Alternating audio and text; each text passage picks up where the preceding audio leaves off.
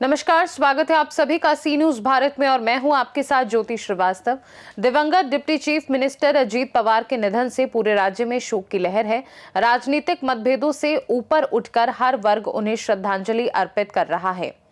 दिवंगत deputy chief minister Ajit Pawar के निधन पर पूरे राज्य में शोक जताया जा रहा है। इसी क्रम में धुले शहर में एक सर्वदलीय शोक सभा का आयोजन किया गया।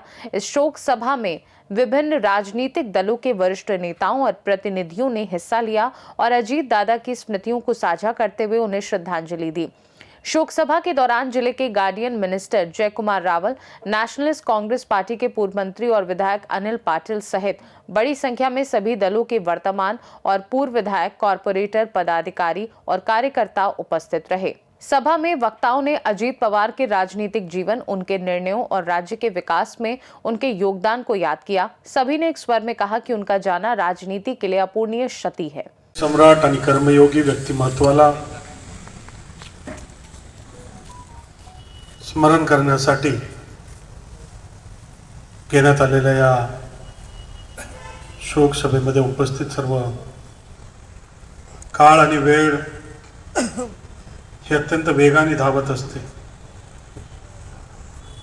आज रविवार आहे आणि ह्या मंगळवारीच्या कॅबिनेटला राज्याचे उपमुख्यमंत्री आदरणीय अजितदादा यांच्याबरोबर आम्ही कॅबिनेटमध्ये बसलो होतो। अनेक विषयांवर ओहापोह झाली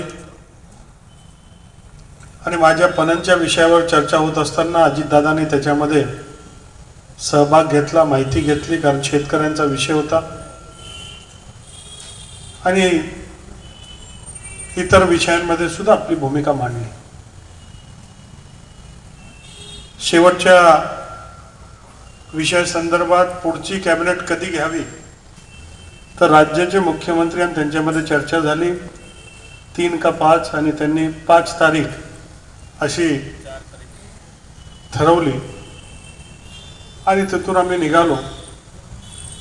आम्ही घरी पोहोचत नाही तितक्यात आपल्या सगळ्यांना विश्वास होणार नाही अशी भयावह, दुर्दैवी, दुःखद घटना आपल्या सगळ्यांच्या कानावर पडली आणि हे खरं आहे का असं माणूस मनाला सांगत होतं की हे खोटं ठरलं पाहिजे। ॲक्सिडेंट झालाय खरा पण त्याच्यात दादाला काय झालं नाही अशी बातमी यायला पाहिजे असं आपल्या सगळ्यांना वाटत होतं। आपल्या सगळ्यांच्या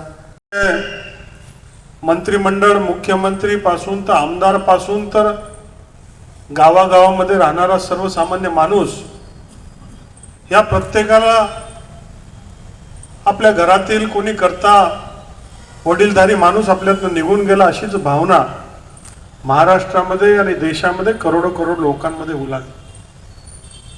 41 वर्षापूर्वी सामाजिक कार्याला सुरुवात केलेले दादा, अत्यंत परखड व्यक्तिमत्व, रोखठोक बोलणारे, प्रत्येक विषयाचा अभ्यास असणारे, सहकारामधले जाणकार, कृषीमधले जाणकार, अत्यंत कठीण असणारं हे वित्त खातं त्याला सांभाळणं, त्याला समजणं, त्याला चालवणं हे अवघड काम सर्वात जास्ती महाराष्ट्रामध्ये कोणी केलं तर माननीय दादांनी केलं। त्याचा उल्लेख आमदार साहेबांनी या ठिकाणी केला। मला मुंडे साहेबांच्याही प्रेतयात्रेची आठवण झाली, मला विलासराव देशमुख साहेबांची प्रेतयात्रेची आठवण झाली। अनेक नेते होते की त्यांच्या पाठीमागे संपूर्ण महाराष्ट्र नव्हे तर पूर्ण भारतातला जनसमुदाय या नेत्यांच्या अंतविधीसाठी आपण सगळ्या उभ्या महाराष्ट्राने बघितलेला आहे। तसाच बारामतीमध्ये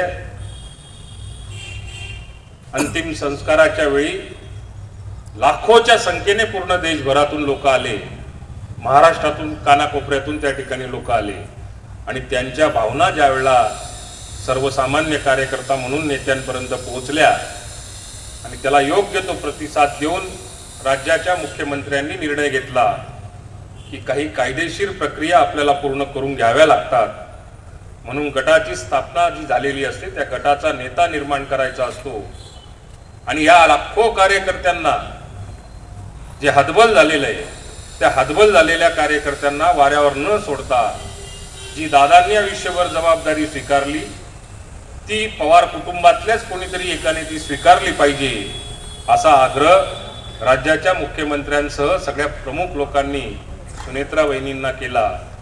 त्या अजिबात तयार नव्हत्या, पण काही कायदेशीर गोष्टी या करून घ्याव्या लागतात.